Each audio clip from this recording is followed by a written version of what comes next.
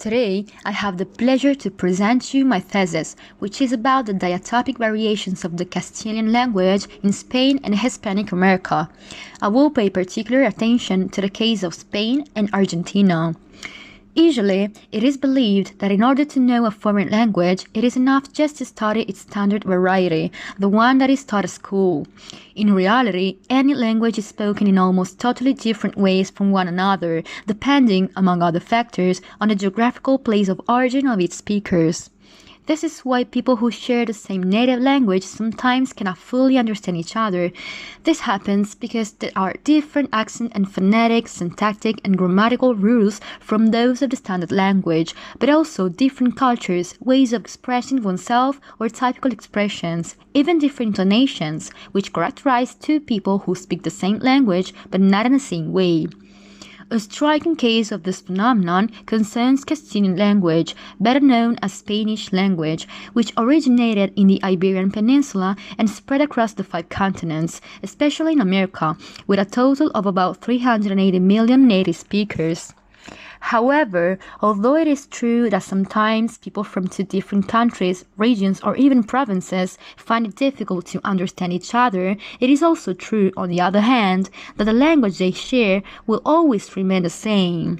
It might have its variations due to its inevitable diachronic and diatopic evolution, but still is a single language, with its history, its wonderful characteristics, its countless transformations, and above all, its speakers, who keep alive every single variant of it in different parts of the world.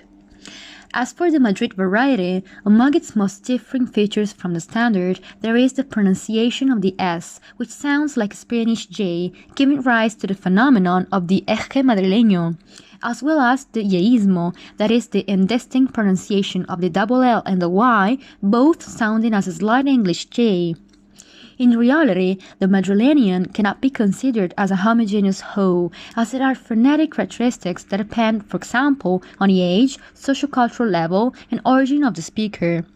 However, something that a non-Spanish citizen is able to understand after having lived in the Iberian Peninsula is that for Spanish people, the way they use their language is something absolutely untouchable. In fact, it becomes a social traffic light, as speakers are labeled with a certain prejudice linked to the way they use their language. The Andalusian variety is a great example of this social phenomenon. It is the most widespread diatopic variety in Spain, used by 18% of the country's population. Nevertheless, part of Spanish literature refers to Andalusian as a non-pure language. It is perhaps because of this that until a few years ago, it was very common to face a derogatory social conception of this linguistic variety in the eyes of Spanish citizens, regarded as informal or even vulgar. Its main characteristics are to be found in a way of speaking of all Andalusian citizens, who, in very general terms, tend to eliminate certain consonants in their pronunciation, replacing them with others that are easier and quicker to pronounce, making their speech more flowing, just like in Hispanic America. Real Platense Castilian is undoubtedly the most interesting variety to pay attention to because it is particularly different from Peninsular Spanish. Among its main features are yeísmo, or the pronunciation of the double L and a Y as the English sound of the word shore, and especially voceo, or the use of the subject pronoun vos instead of the tú, typical of standard Castilian. Many of the phonetic, lexical, and cultural features of Real Platense Castilian derive from the European and especially Italian migratory flows since the second half of the 19th century, thanks to which Italianness officially became part of Argentinity. From this, it can be deduced that Argentina and Italy are actually extremely close to each other, not only in vocabulary but also in culture and especially in gastronomy.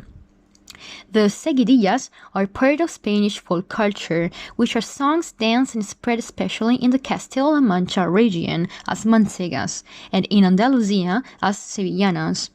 Both are danced in pairs and in festive situations, accompanied by castanets, mandolins, and guitars. Argentine folklore also derives from the Spanish one, as it can be seen in the chacarera, one of the typical folk dances in Argentina, which originated in the city of Santiago del Estero, where it was performed in Las Chacras, the country areas from which it took its name. It is a courtship dance partly similar to seguidillas and flamenco, since the dancers mark time with their hands and cross their steps with those of their partner. Consequently, as in the language and in many other cultural characteristics of Argentina, also in a dance, the country has based its identity on the European one. In conclusion, a linguistic unity seems to have been achieved between Spain and Hispanic America, given that, regardless of the nation of origin, the different accents will not prevent two Spanish-speaking citizens from understanding each other.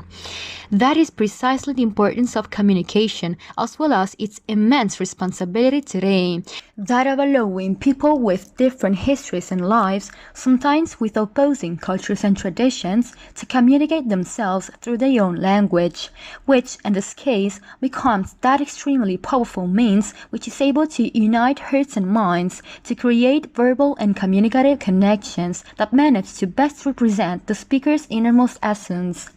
All this thanks to a language which, although being spoken differently, remains the same. Thank you for your attention.